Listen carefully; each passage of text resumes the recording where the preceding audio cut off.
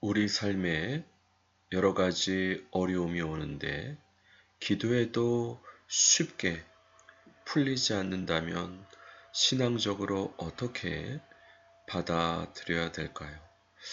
오늘 말씀을 통해 우리에게 들려주시는 주님의 음성을 듣기 원합니다. 비슷한 일이 사도 바울에게도 있었습니다.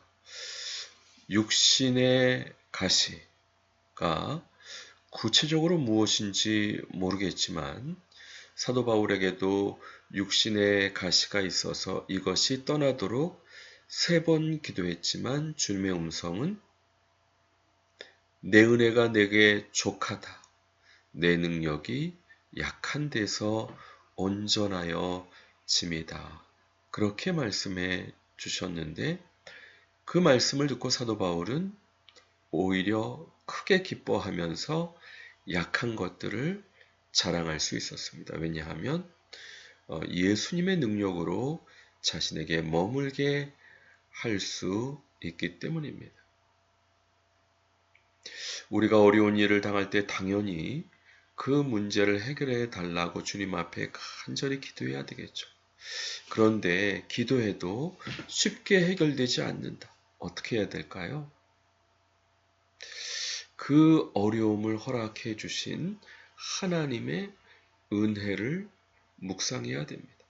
하나님은 우리를 지극히 사랑하시는 분이십니다. 영적인 참 아버지 되십니다. 하나님께서 모든 것을 허락해 주셔야 일어날 수 있는데 이 어려움을 허락해 주신 목적이 뭘까? 묵상하면서 주님의 은혜를 깨닫는 것이 중요한데 바로 우리로 교만하지 않게 하시기 위해서 그와 같은 어려움을 허락하시는 것을 우리가 이해할 수 있습니다.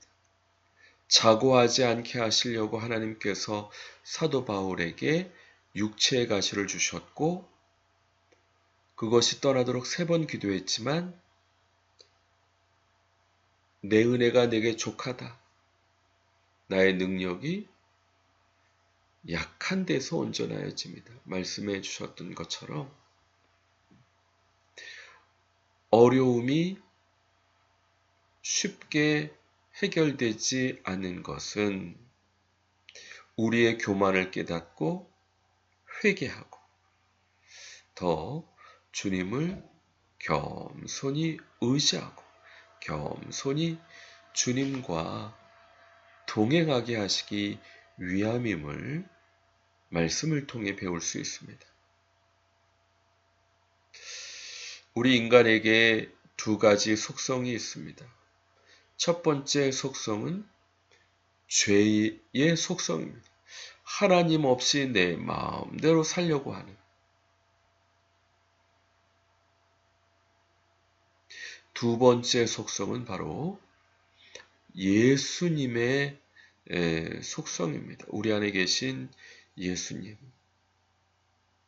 근데 첫 번째 속성인 죄의 속성이 우리를 주관하지 못하게 해야 되는데 그러기 위해서는 가장 큰 죄면서 근본적인 죄, 교만, 자고하지 않는 부분이 중요한데 그렇기 때문에 하나님께서 은혜로 어려움을 허락하시는 것입니다. 주님의 은혜 가운데 거하고 주님의 능력이 머물게 하게 하시기 위해서. 사도 바울도 계시로 받은 것이 너무 커서 자고하지 않게 하시기 위해서 하나님께서 은혜로 육체의 가시를 허락하시고 3번 기도해도 응답하지 않으시고 내 은혜가 내게 족하다 말씀해 주셨습니다. 또 우리가 모세가 그렇게 원했던 가나안 땅에 들어가지 못했던 이유 바로 하나님의 영광을 드러내지 못했기 때문인데요. 바로 그로 겸손하게 자신의 교만을 회개하고 겸손히 주님과 동행하게 하시기 위함이 아닌가. 하나님께서는 모세의 이 세상에서의 삶뿐만 아니라 영원한 천국에서의 삶도 고려하셨기 때문에 가나안 땅에 들어가지 못하는 것을 통해서 겸손히 회개하게 하시기 위해서. 마찬가지로 저도 재정적으로 어려워지고 또 육체적으로 어려워지는데 오랜 기간 그런 부분을 허락하시는 이유는 저의 죄를 깨닫게 하시고 특별히 저의 교만을 깨닫게 하시고 겸손히 회개하고 겸손히 주님과 동행하게 하시기 위함이 아닌가 생각됩니다. 그러니까 이 어려움과 고난은 은혜입니다.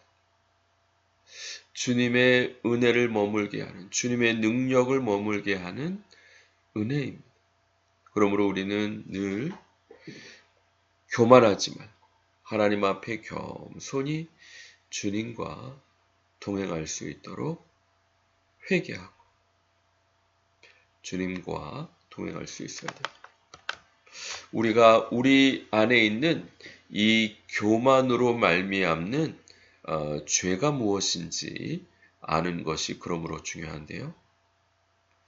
첫 번째 육신의 정욕입니다. 무엇을 먹을까 무엇을 마실까 내 힘으로 해결하려고 하는 그 자체가 교만이고 죄입니다. 하나님의 은혜 없이 어떻게 우리가 하루를 살아갈 수 있겠습니까? 육신의 정욕, 이것이 첫 번째 죄의 뿌리입니다. 두 번째 죄의 뿌리는 안목의 정욕입니다. 주님께 영광을 돌려야 되는데 자신에게 영광을 돌리고 싶은 마음. 안목의 정욕, 이생의 자랑은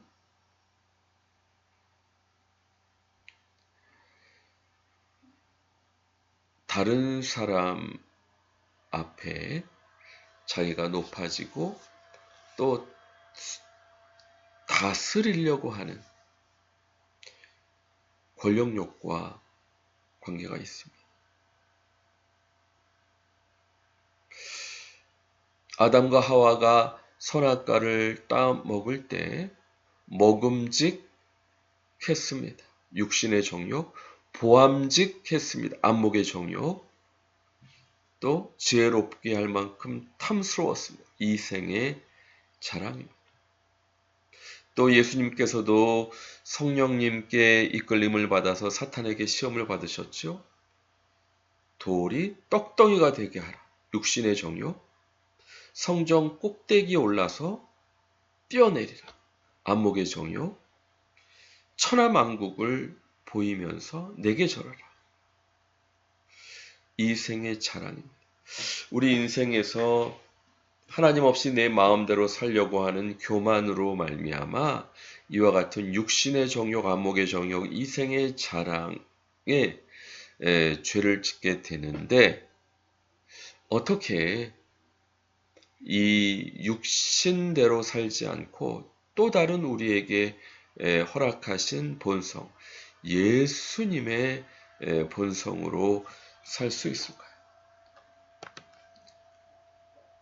육신의 정욕 대신 먹고 사는 문제를 내 힘으로 해결하려는 그 교만을 회개하고 풍성한 대로 우리 쓸 것을 공급하시는 주님을 믿는 믿음으로 하나님의 나라와 그 의를 먼저 구할 수 있는 믿음, 주님을 신뢰함으로 하나님의 나라와 그 의를 먼저 구할 수 있는 그 성품, 그것이 우리로 하여금 죄의 본성이 아니라 또 다른 본성, 예수님의 본성을 참여하게 할 수 있는 방법입니다. 예수님께서는 먹는 걱정, 마시는 걱정, 입는 걱정하지 않으셨습니다. 하나님의 채워주실 것을 믿고 하나님의 나라와 그 의를 먼저 구할 수 있었습니다. 이것이 죄의 본성을 따르지 않고 예수님의 본성을 따를 수 있는 길입니다. 둘째, 자신의 영광을 구하는 것이 아니라 먹든지 마시든지 무엇을 하든지 다 주님의 영광을 위하여 할 때 우리의 모든 것을 책임지시는 주님의 은총으로 함께 해주실 줄 믿습니다. 간혹 우리가 주님의 일을 한다고 하면서 자기 영광을 구할 때가 있습니다. 바로 주님 앞에 자신의 죄를 깨닫고 이제 회개하는 부분이 중요합니다.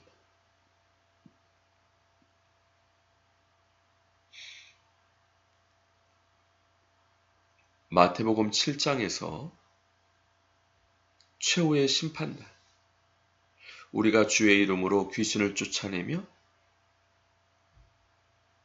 많은 능력을 행하지 않았습니까? 물을 것을 예언하고 계십니다. 그때 주님께서 불법을 행하는 자들아 내게서 떠나라. 왜 불법이죠? 그들이 주님의 능력을 힘입지 못해서가 아니라 주님의 능력을 힘입어서 귀신을 쫓아내는 그와 같은 초자연적인 권능을 드러낸 것은 맞지만은 그것을 통해 주님께 영광 돌리는 것이 아니라 자기가 영광을 받았기 때문에 불법을 행하는 자들아 내게서 물러가라. 최후의 심판 때 주님의 준엄하신 심판을 받을 수 있음을 경계하고 계십니다. 마지막으로 사탄이 자신에게 절해라. 천하 만국의 영광을 보여주면서 그것을 내게 주리라.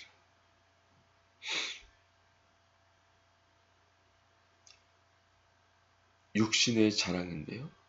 사실 많은 정치 지도자들이 권세를 부리죠. 그러나 예수님께서 우리에게 가르쳐 주신 것은 오히려 섬기고 종이 되고, 왜냐하면 예수님 자신이 많은 사람들의 목숨을 구원하시기 위해서 십자가에 죽기까지 섬기셨기 때문입니다. 이런 것처럼 힘들어도 어려워도 주님의 공급해 주시는 은혜를 믿음으로 오히려 감사하고 하나님의 나라와 그 의를 구할 수 있는 것.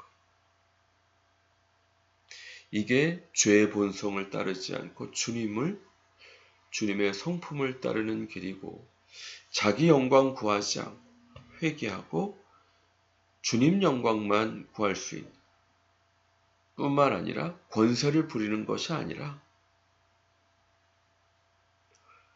다른 사람을 섬김으로 예수님의 성품에 참여하는 하나님의 백성들이 될 수 있기를 바랍니다. 이 세상에서 이렇게 주님을 알게 하시기 위해서 한 분 한 분 각자에게 주님의 고난, 어려움을 허락하십니다. 그럴 때 우리가 낙심하거나 원망불평하지 말고 그 고난 가운데 숨겨진 주님의 크신 은혜를 기억하며 무엇보다 우리의 교만의 죄를 회개하고 우리의 육신의 정욕과 암흑의 정욕과 이생의 자랑을 회개하고 주님께서 기뻐하시는 회개의 열매, 사랑의 열매, 전도의 열매가 맺히기 부족하지 않도록 기도하며 나아갈 수 있는 하나님의 백성들 다 되시기 주님의 이름으로 간절히 축원드립니다. 같이 기도하겠습니다. 그렇습니다. 주여, 우리의 어려움 가운데에도 오히려 그 어려움을 허락하신 주님의 은혜를 묵상하게 인도해 주시니 감사합니다. 자랑하는 자는 주님을 자랑하고 하나님을 아는 것으로 자랑하라 말씀해 주신 대로 주님을 자랑하고 하나님을 아는 것을 자랑할 수 있는 자들이 되므로 늘 겸손히 주님과 동행하기에 부족함 없도록 복 주시고 함께해 주옵소서. 함께해 주신 주님의 은혜를 감사드렸고 예수 그리스도 이름으로 감사하며 기도드립니다. 아멘. 수고하셨습니다. 감사합니다. 다음 주에 반갑게 뵙겠습니다.